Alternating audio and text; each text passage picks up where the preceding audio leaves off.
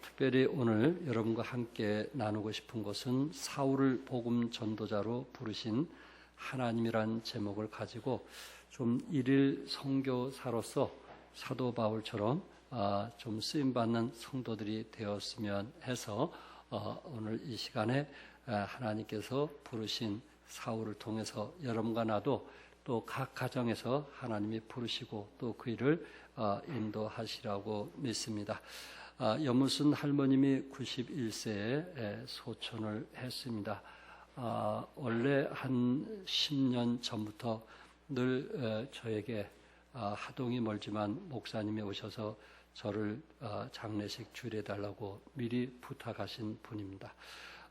그래서 2주 전에 마침 제가 그 진주에 그 목회자 친교에 갈 일이 있어서 그곳에 갔다가 하동에 들리게 돼서 마지막 기도하고 왔는데 그 눈을 뜨지 못하신 할머니께서 제 손을 꽉 잡으시더라고요.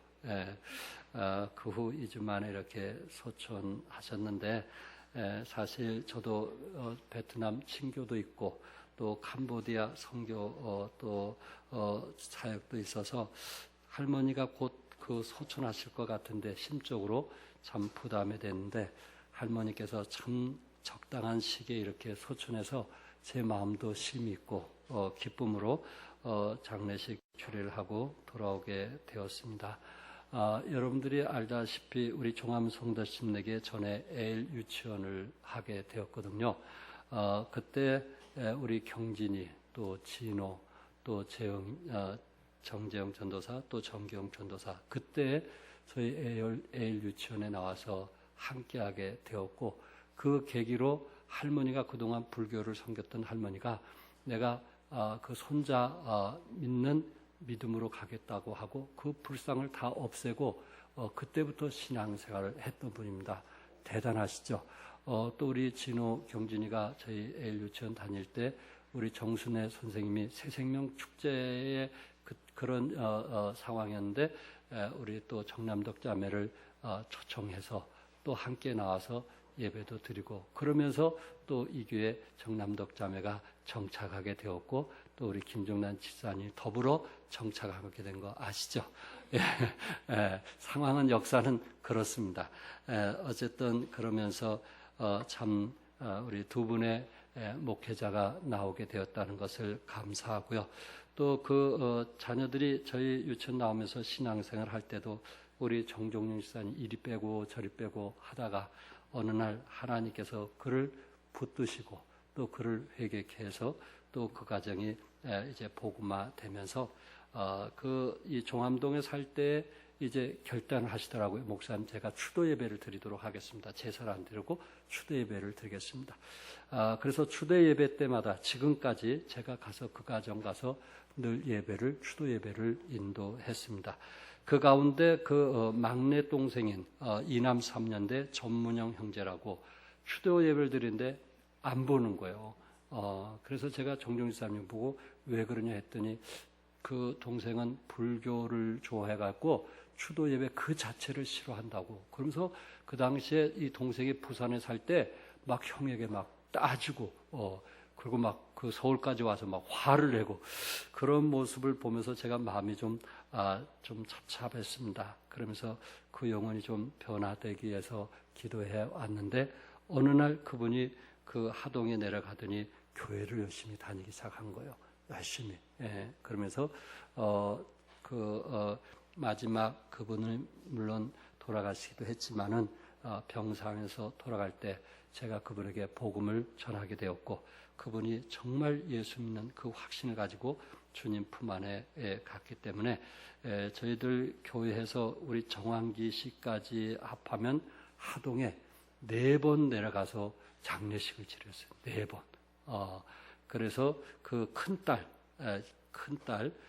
우리 정남덕 자매 큰언니죠. 큰언니 그 아들이 돌아가실 때 우리 구 형제인데 저희들이 가서 예배를 드리게 되었고 그 다음에 그 정문영 형제 그리고 또 어머니 이렇게 하고 또 한 분 누구더라 하여튼 4분을 가서 예배를 드렸어요. 저희들이 그러면서 중요한 것은 왜 그 말씀을 드리냐면 그러다 보니까 큰 누님이나 작은 누님하고 계속 기독교식으로 예배를 드리고 접촉하게 되고 만나게 되고, 그래서 우리 성도들이 하동에 놀러가면 그 크로니가 맛있는 음식까지 준비해주는 그런 열린 마음을 보게 되었습니다.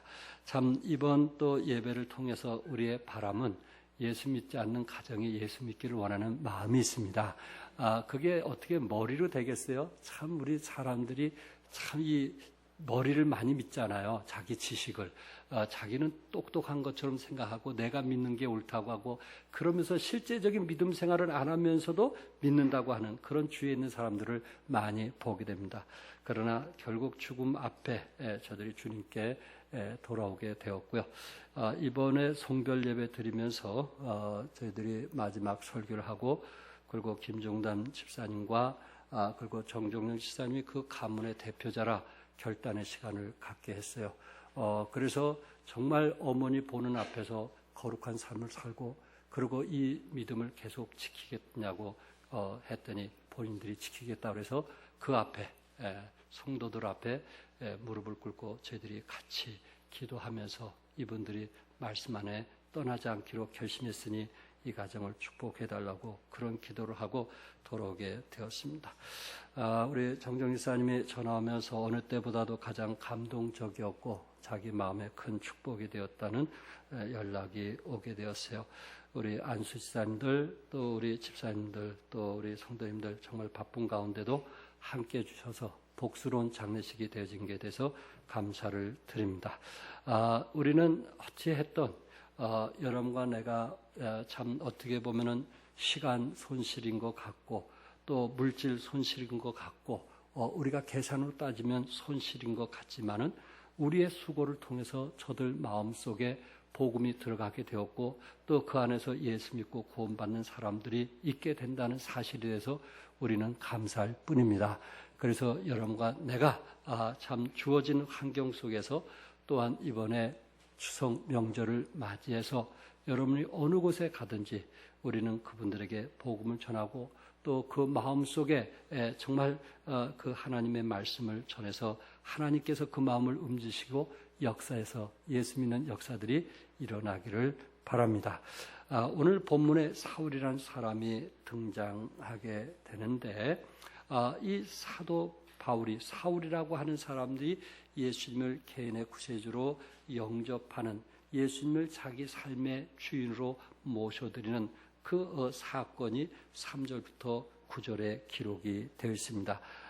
이 사울이라고 하는 사람은 여러분과 내가 잘 알고 있는 것처럼 그분은 석학입니다. 우리 여기에 뭐 교수님들도 계시지만 그분은 석학이에요. 그리고 흠이 없는 사람으로서 자신을 누구보다도 믿고 의지하며 살아갔던 사람입니다. 빌립보서 3장 5절과 6절에 나는 8일 만에 할례를 받고 이스라엘 족속이요 베냐민 지파여 히브리인 중에 히브리인이요 율법으로는 바리새인이요 열심으로는 교회를 박해하고 율법의 의로는 흠이 없는 자라. 율법의 의로는 흠이 없을 만큼 이제 이 구약의 성경을 달달 외울 정도로 어떻게 보면 성경 박사가 될 정도로 그렇게 흠이 없는 석학인, 또한 그 위치는 우리나라 국회의원 같은 그런 위치에 있던 사람입니다. 사울은 예수 믿기 전에 율법을 철저히 믿고 살았던 사람이고, 그리고 무엇보다도 하나님을 위해서 자기 자신이 들어진다고 하면서도 자기 철학을 믿고 사는 사람들이 우리 주위에 많이 있어요. 누가 복음을 전하면은 자기 철학을 얘기해요. 나도 믿음의 생활한다고. 나도 교회 안 다니지만 교회 다니는 사람보다 더 믿음 좋다고. 글쎄요, 하나님이 기뻐하시는 건지 우리가 한번 생각해 볼 필요가 있는데 사울이 그런 사람이었어요.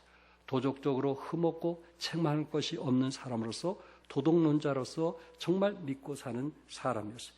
그리고 자기 판단에 예수님은 하나님의 아들 구세주가 아니라는 것을 그는 스스로 판단하고, 오늘 성경 본문 내용 중에 하나가 뭐냐면은 그리스도인들을 박해하고자 다메섹으로 향해 길을 가던 중에 예수님을 만나게 됩니다. 그 순간 사도 사울은 주여 누구시오니까? 당신은 도대체 나의 걸음을 멈추게 하고 무릎을 꿇게 하고 그리고 그 빛이 강해서 당신을 보지 못하게 하는 당신은 누구시오니까? 라고 묻게 되었을 때 나는 네가 박해하는 예수다. 나는 네가 박해하는 예수다. 부활하신 예수님께서 직접 그에게 나타나서 역사하시는 것을 보게 됩니다. 그 순간 그는 눈이 멀게 되면서 그 부활하신 예수님의 음성을 듣게 되었을 때 이분이 바로 내가 핍박하던 그 예수님이구나 하면서 그곳에서 무릎을 꿇는 정말 사울이 변화되는 이런 역사가 일어나게 되는 것입니다. 무엇보다도 사울의 변화가 우리 안에 있음을 감사드립니다. 우리 안에 정말 어떤 변화, 분명히 믿기 전과 믿은 후에 분명한 변화가 있어야 되는데 어떤 사람은 믿기 전과 믿기 후가 변화가 없으면서도 믿는 것처럼 말하는 사람들이 우리 주위에 많이 있더라 하는 얘기입니다. 여러분, 어느 누가 사도 바울을 이길 사람이 있겠어요? 어느 누가 사울에게 변론해서 이길 사람이 있겠느냐 말이에요. 이렇게 석학자지, 그리고 어릴 때부터 율법을 이제 늘 암송했던 사람이지, 이 사람이 예수 믿는 사람을 핍박하는데 어느 누가 그를 대적할 사람이 있겠느냐 말이에요. 지식으로서는 사울을 대적할 사람이 아무도 없었어요. 그러니까 이거는 성령님이 역사하든지 하나님이 역사할 때 꼬꾸라지는 것이지 사람의 지식으로는 절대 꼬꾸라지지 않더라는 이야기입니다. 여러분과 내가 우리 주위에 그런 사람들 많이 있죠. 우리 주위에. 그런 사람들이 얼마나 많이 있어요. 절대 지식으로는 꺾여지지 않는 사람. 그것이 그가 얼마나 교만했던지 지식으로는 누구든지 능히 넉넉히 이기는 그런 사람들이 결국 하나님께서 개입하시고 역사하셔서 무릎을 꿇는 그런 역사들을 우리는 종종 보게 되는 것입니다. 그래서 오늘 본문의 12절에 강조했던 말씀이 뭐냐면은 아나니라 하는 사람이 들어와서 자기에게 안수하여 다시 보게 하는 것을 보았느니라.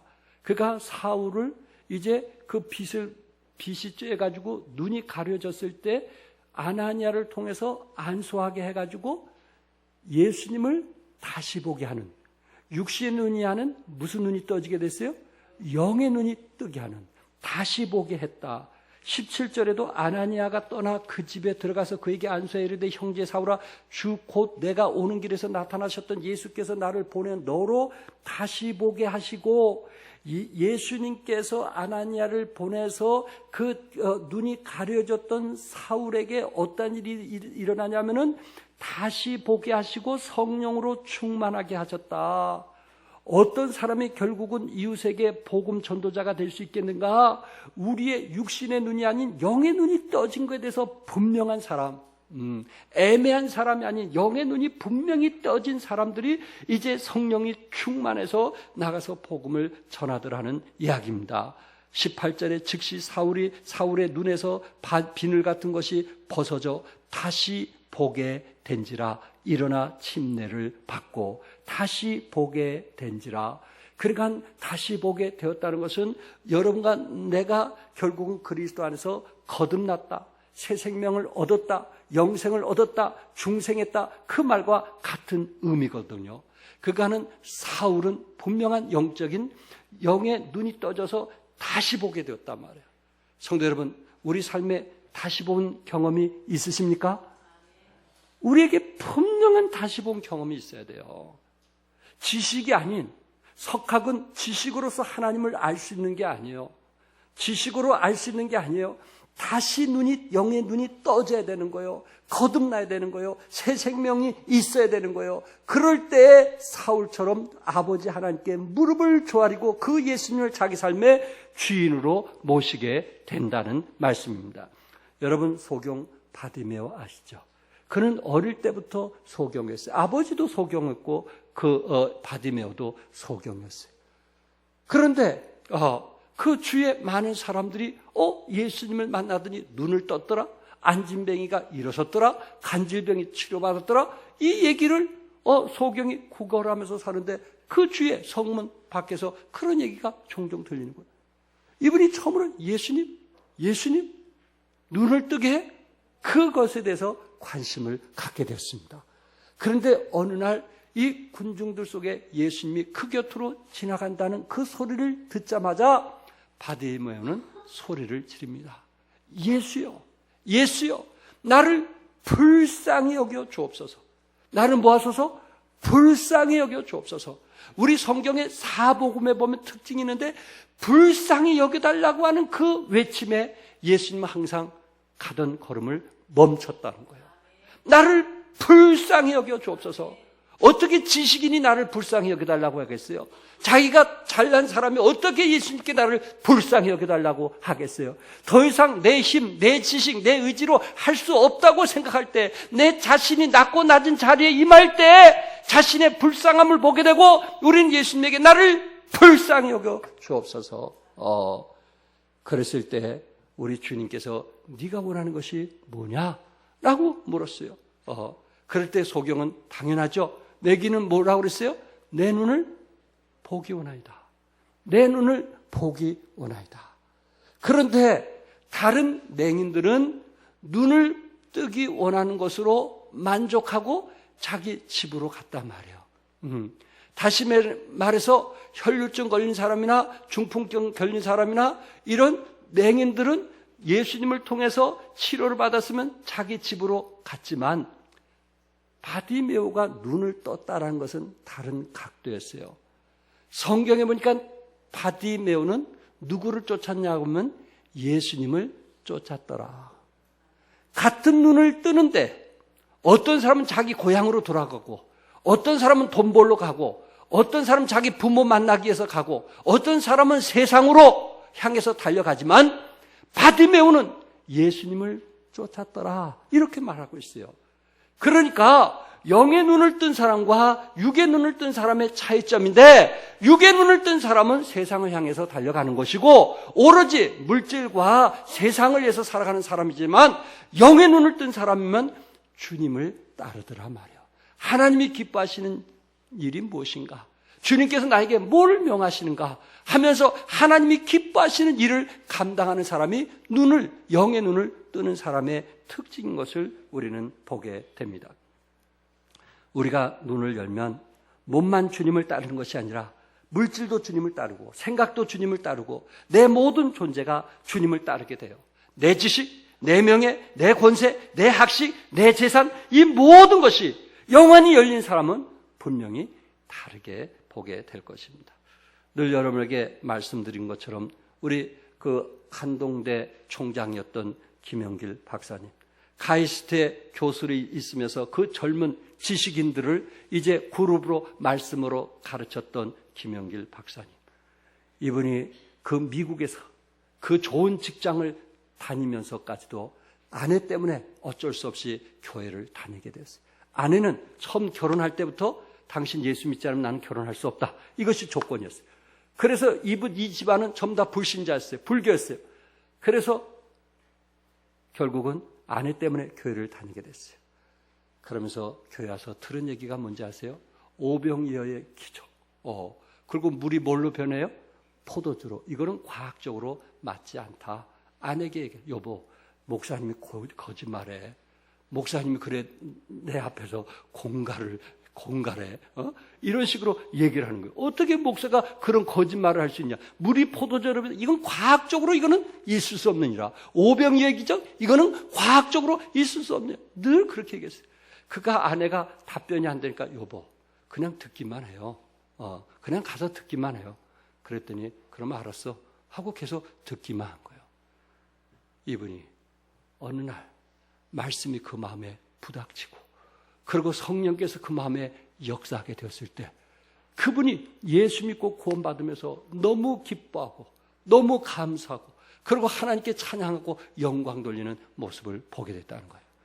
그런데 어떤 책자에 보면 이 김영길 박사가 예수를 제대로 믿고 구원받은 후에 자기 아내를 딱 보니까 어릴 때부터 교회 다니는데 구원받지를 못했다는 거예요. 그래서 아내에게 성경을 설명을 해줘가지고 아내가 그 남편 때문에 예수 믿고 구원받았다는 얘기가 있어요. 똑똑한 사람은 변화돼도 이렇게 변화되는 거예요. 그런데 결국은 그분이 왜 한국에 왔어요? 미국에서 부귀와 영화를 누리면서 살 수 있는데 왜 한국에 왔어요? 자기 자식들을 위해서 미국에서 살면 더 좋은 조건인데 왜 한국에 왔어요? 그리고 한동대학에서 그렇게 고통당하면서 감옥까지 들어간 사람 아니에요. 돈 떼어먹었다고 그렇게 다른 사람들이 이 사람을 고발해갖고 왜 그런 고난의 길을 걸었어요? 이분은 오로지 자기 부모가 예수 믿지 않았기 때문에, 자기 부모가 구원받지 않았기 때문에 내가 가진 이 복음을 내 부모에게 전해서 예수 믿고 구원받기 하기 위해서 한국 땅에 오게 되었고, 창조과학회 첫해 회장이 되어서 우리 한국 땅에 우리도 이제 중학교 고등학생들에게 창조적인 것을 가르쳐야 된다 하는 것을 앞서서 운동 벌였던 사람 아닙니까? 이분은 지식의 눈이 아닌 영의 눈이 떠짐을 믿으시기 바랍니다. 지식의 눈과 영의 눈은 천지차예요. 천지차예요. 아는 것이 아니에요. 믿는 거예요. 믿는 사람에게는 변화가 있는 거예요. 예수님을 자기 삶의 주인으로 모신 사람과 모시지 않는 사람은 천지차예요. 어떻게 지식으로 우리가 하나님을 더듬어 알 수 있겠느냐 하는 것입니다. 여기에 사울은요, 영의 눈이 뜨게 되었어요. 그리고 성경의 깊이를 알기 시작을 했던 것입니다. 성경 가운데 영안이 열린 위대한 사람인데 그 사람이 누구냐면은 아브라함이에요. 아브라함은 영안이 열린 사람이에요. 그거를 누가 말씀했냐면은 예수님께서 아브라함에 대해서 영안이 열렸다고 얘기하고 있어요. 그러면은 영의 눈이라는 게 뭐냐? 요한복음 8장 56절 같이 읽겠어요. 시작. 너희 조상 아브라함은 나의 때 볼 것을 즐거워하다가 보고 기뻐하였느니라. 너희 조상 아브라함은 나의 때 볼 것을 즐거워하다가 보고 기뻐하였느니라. 다시 말해서 아브라함이 이 땅에 예수님이 태어날 것을 알고 이 땅에 예수님이 우리 죄를 위해서 돌아가실 것을 알고 기뻐했단 말이에요. 어떻게 아브라함이 몇천 년 전에 일어날 일을 보고 기뻐할 수 있겠느냐 말이에요.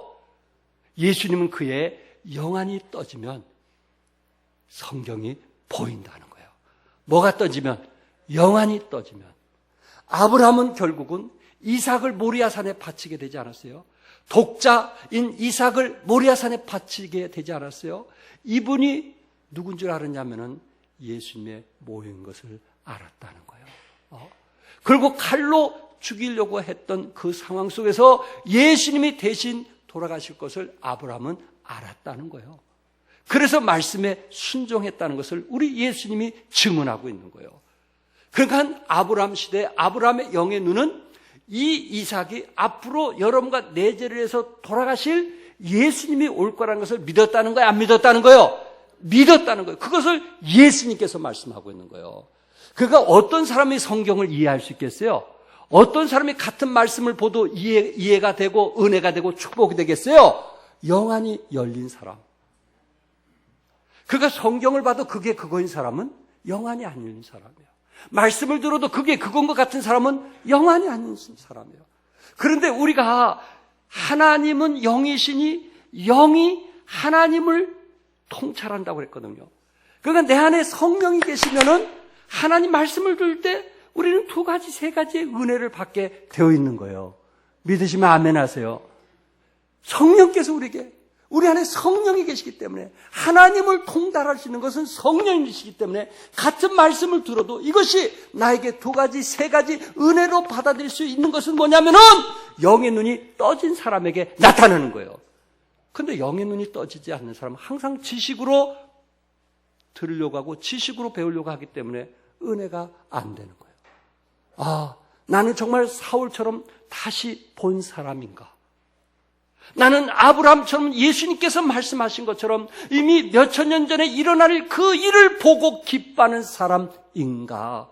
나는 주님께서 재림하시겠다고 말씀할 때 나는 그 재림을 사모하면서 살아가고 있는가? 1000년 동안 왕노를 한다고 했을 때 그것을 믿고 기뻐하고 현재 어떤 어려움과 고난을 딛고 이겨나는 그런 영의 눈이 떠진 믿음의 사람인가? 그렇다면 우리는 아브라함처럼 기뻐하고 즐거워할 수 있고 어떤 환난도 딛고 이겨낼 수 있는 믿음을 갖게 되는 것입니다. 이게 우리 신앙 아니겠어요? 이게 우리 영안이 떠진 사람 아니겠어요? 영안이 떠진 사람과 떠지지 않는 사람은 이렇게 차이가 있는 거예요. 영안이 떠지지 않아서는 사울은 사울로서 존재하는 거예요. 어느 영국 사람이 이런 말을 했어요. 내 나이 이제 80이 되었는데 내 인생을 되돌아보니 실패한 것 같지는 않다. 그러나 만일 내게 인생이 다시 한번 주어진다면 나는 전생애를 바쳐서 사람을 변화시키는데 헌신하겠다. 사람이 변화되지 않고는 아무것도 변화되는 것이 없기 때문에 변화되는 사람을 위해서 내 평생을 드리겠다고 말하고 있습니다. 사도 바울처럼 예수님을 만나면 그의 인생이 변화됩니다. 인생관이 변화돼요. 행복관이 변화돼요. 오 주님, 나를 불쌍히 여겨 주옵소서. 그렇게 구할 때 하나님께서 우리의 문제를 해결해 주시고 우리를 도와주게 될 것입니다. 두 번째, 사도 바울은 복음 전도자로 부르심을 받았습니다. 10절에 그때 다메섹에 아나니아 하는 제자가 있더니 주께서 환상 중에 불러 이르시되 아나니아야 하시거늘 대답하되 주여 내가 여기 있나이다. 사도 바울은 사울은 이미 빛을 받아가지고 눈이 어두워졌어요. 앞을 볼 수가 없어요. 시력이 이미 상실되어 있게 되었어요. 그럴 때 예수님은 아나니아를 부르십니다. 그리고 11절에 주께서 이르시되 일어나 집가라 하는 거리로 가서 유다의 집에서 다섯 사람 사울이라 하는 사람을 찾으라. 그가 기도하는 중이라. 여기에 사울은 누구네 집에 가 있었어요? 누구네 집에 가 있었어요? 유다라고 하는 집에 거하고 있었습니다. 여기 집가라는 것은 고둔길이라는 뜻이에요. 본래 바울이 살던 당시 동서를 가로지르는 1600m의 고둔 길이었고 너비만도 15m 되는 대로, 그러니까 로마로부터 뚫려진 그 대로의 길이 여기 집가라는 길까지 오게 됐어요. 다메섹 시내 복잡한 시장 내에 존재하고 있었던 것입니다. 그리고 제일 마지막 끝머리 골목길에 유다의 집터가 있는데 지금은 그 집터를 개조해갖고 아나니아 기념교회로 세워져 있습니다. 하나님은 눈이 뜨지 못한 사울에게 아나니아를 통해서 눈을 뜨게 했던 것입니다. 우리 신앙 선배들은 예로부터 사랑과의 만남을 신적 만남이라고 했어요. 신적 만남. 이거는 하나님의 손길 없이는 만날 수가 없다. 신적 만남. 그러니까 여러분과 나의 만남, 무슨 만남? 신적 만남이에요. 이건 하나님께서 인도하셨다. 신적 만남. 여러분, 아나니아가 사울에게 안수해서 눈을 뜨게 했을 것입니다. 왜냐하면 12절에 그가 아나니아라는 사람이 들어와서 자기에게 안수하여 다시 보게 하는 것을 보았느냐 하기 때문에 아나니아가 하나님 말씀대로 이제 사울에게 안수해서 눈을 뜨게 했을 때 사울이 이렇게 위대한 지도자로 쓰임받을 거 알았을까요? 몰랐을까요? 아마 몰랐을 거예요.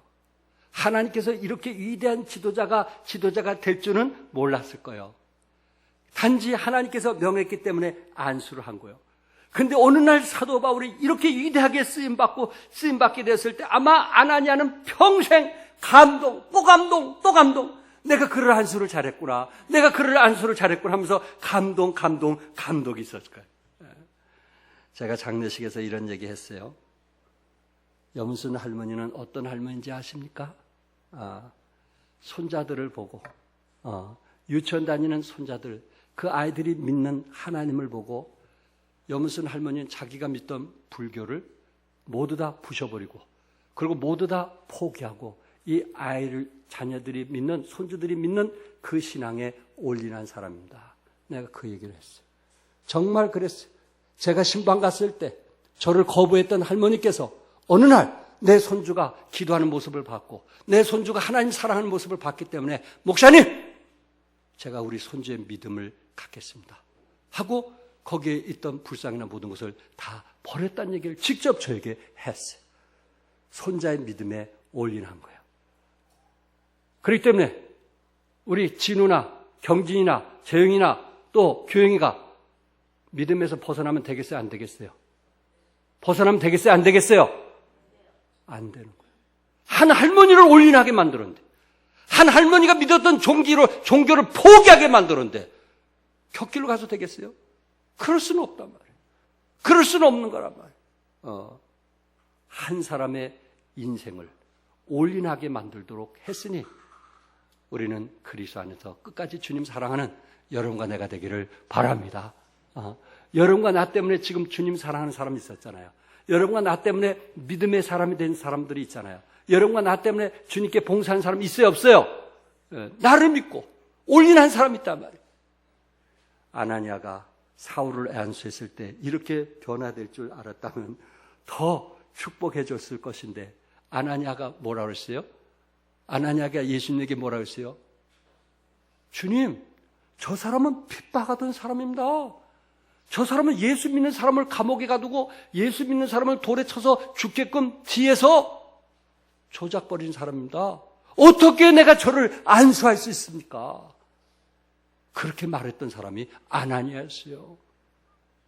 그럼에도 불구하고 주님께서 그에게 안수하라고 했을 때 결국 아나니아는 원수를 포기하고 그에게 안수하는 아나니아의 믿음을 배울 수 있기를 바랍니다. 하나님께서 사울을 쓰시는 거예요. 아나니아보다 더 크게 하나님께서 쓰시는 거예요. 사랑하는 성도 여러분, 우리는 바울을 만들 수는 없지만은 우리는 아나니아는 될 수가 있다는 거예요. 무슨 말씀인지 아시겠죠? 우리는 바울처럼 그렇게 큰 지도자는 될 수는 없다고 생각할 수 있겠지만 우리는 아나니아처럼 내 자녀들에게 축복 기도해줘서 내 자녀들이나 이웃들이 엄청난 큰 사역을 일으킬 수 있더라는 말씀입니다. 그런 기대를 가지고 축복 기도하는 여러분과 내가 될 수 있기를 바랍니다. 하나님 부르심에 헌신하는 여러분과 내가 될 수 있기를 바랍니다. 1800년대 미국 보스턴의 한 교회에 에드워드 킴볼이란 이름을 가진 주일학교 교사가 있었어요. 그런데 자기 반에 한 소년이 이제 이름이 기록이 되었어요. 그 아이는 삼촌의 권유로 나왔다고 합니다. 킴볼 선생은 그에게 성경을 가르치고 했는데 그는 성경을 모르는 학생이었어요. 글자를 모르는 문맹이었다는 것입니다. 주일학교에 들어왔는데. 그리고 시간이 지나서 보니까 구두방에서 일하는 소년이었어요. 킴볼 선생은 그에 대한 안타까움이 있고 그를 사랑하는 마음이 있었기 때문에 교회 오게 해서 글씨를 가르치게 되었어요. 그리고 한 6개월, 1년 가르치면서 글씨를 안 후에 그 다음에 성경을 보여줬어요. 그리고 그곳에서 왜 죄를 회개해야 되는지 그 이유를 알게 했어요. 그래서 그는 글씨를 아는 순간 그 말씀을 보고 그리고 예수님을 개인의 구세주로 영접하게 되었습니다. 그리고 에드워드 킴볼 선생님은 그 아이의 손을 잡으면서 하나님, 이 아이는 글씨도 모르는 아이고 또한 구두방에서 일하는 소년이지만 하나님 이 아이를 들어 사용하여 주옵소서. 이 기도를 그 선생님은 쉬지 않고 기도했다고 합니다. 이분이 어떤 사람이었어요?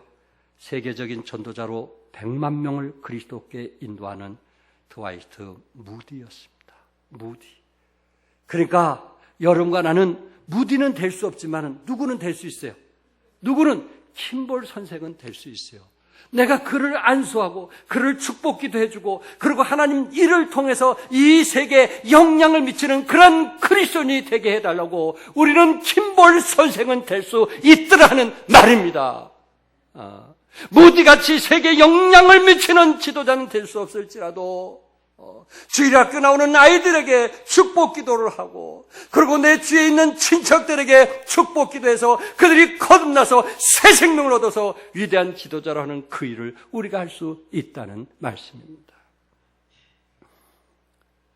사도 바울은 복음 전도자를 삶을 살았어요. 20절에 즉시로 각 회당에서 예수가 하나님의 아들이심을 뭐하니? 전파하니. 즉시로 각 회당에서 예수가 하나님의 아들이심을 전파했다. 이렇게 말씀을 하고 있어요.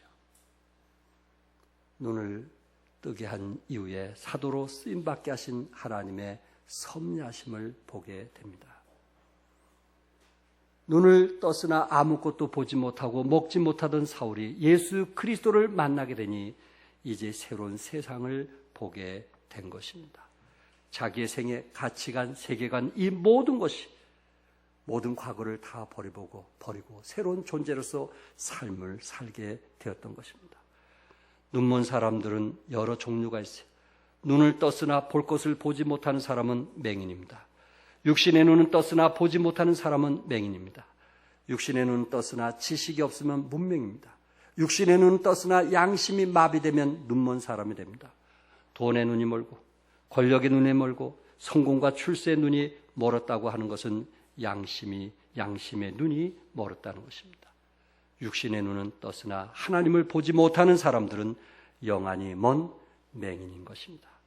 사울은 맹인으로서 끝나지 않냐고 그의 눈을 뜨게 되었어요. 그래서 그는 사울로 산 것이 아니고 뭘로 살았어요? 바울로 살았어요. 그는 과거에 사울이었을 때 바리새인 중에 바리새인이요 율법으로는 흠이 없는 자요 열심으로는 교회를 핍박하던 자였지만은 그가 바울이 되었을 때, 눈이 뜨게 되었을 때 주님의 제자가 되었고 가는 곳마다 핍박과 고통과 아픔이 있었지만은 복음 전도자로서의 삶을 살았던 것입니다. 나는 여러분에게 정말 눈이 떠진 사람이라면, 영의 눈이 떠진 사람들이라면 영혼에 대해서 불쌍한 마음을 갖고 그들에게 복음 전하는 여러분과 내가 될 수 있기를 바랍니다. 우리가 먹고 사는데 만족하지 말고 오로지 영혼 구령에 새 생명 축제에 함께 정말 동참해보는 그런 믿음을 가질 수 있기를 바랍니다. 사도행전 9장 15절에 주께서 이르시되 가라 이 사람은 내 이름을 이방인과 임금들과 이스라엘 자손들에게 전하기 위하여 택한 나의 그릇이다. 택한 나의 뭐예요? 그릇이다. 택한 나의 그릇이다. 사도 바울에게는 우리 성경 전체로 볼 때 많은 고통과 이기와 어려움이 있었지만 그때마다 돌봐주신 분은 하나님이었어요.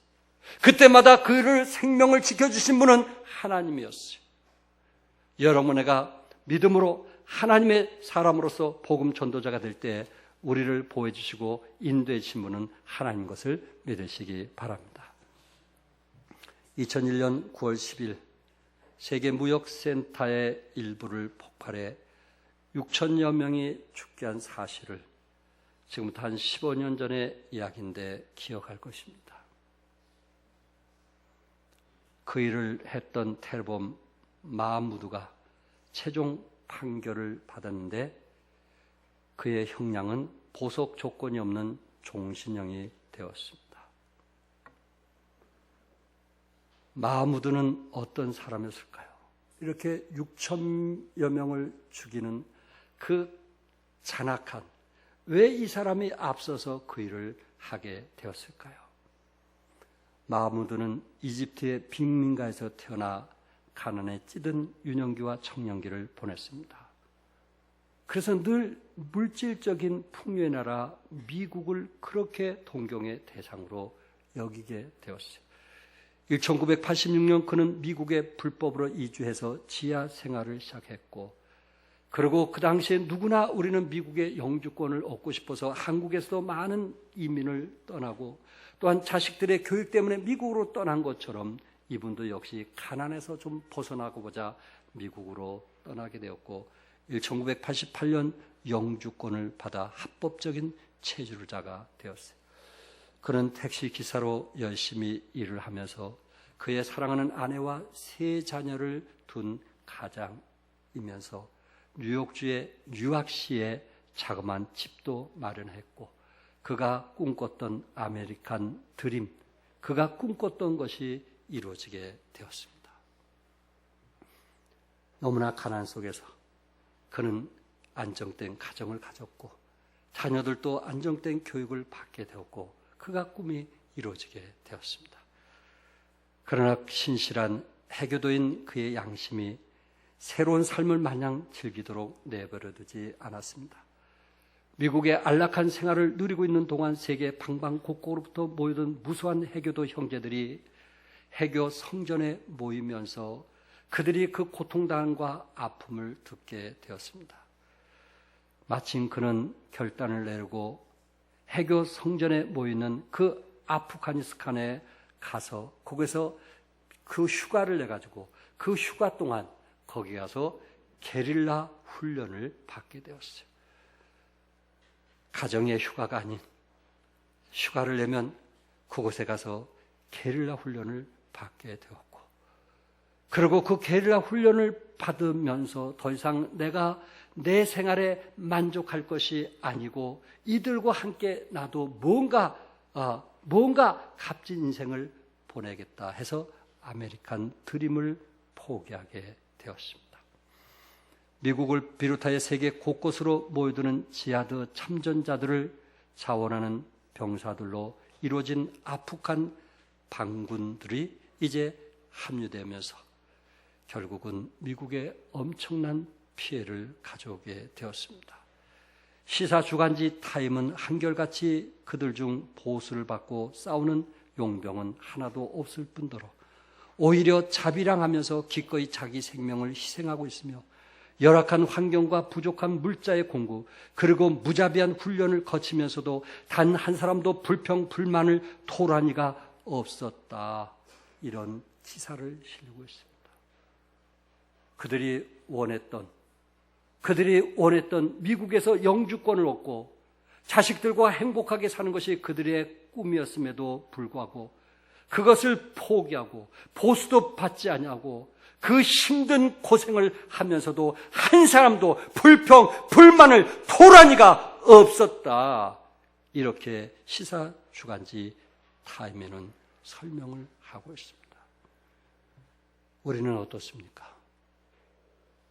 우리는 정말 생명을 구원하는 하나님 나라를 확장하는 일을 위해서 우리는 어떻습니까? 이 사람은 잔인한 일을 위해서 기꺼이 아메리칸 드림을 포기했는데 사람들에게 정말 비웃음과 조롱을 당하는 그 일을 했는데 여러분은 하나님이 기뻐하시는 일 위해서 치러진 대가가 무엇입니까?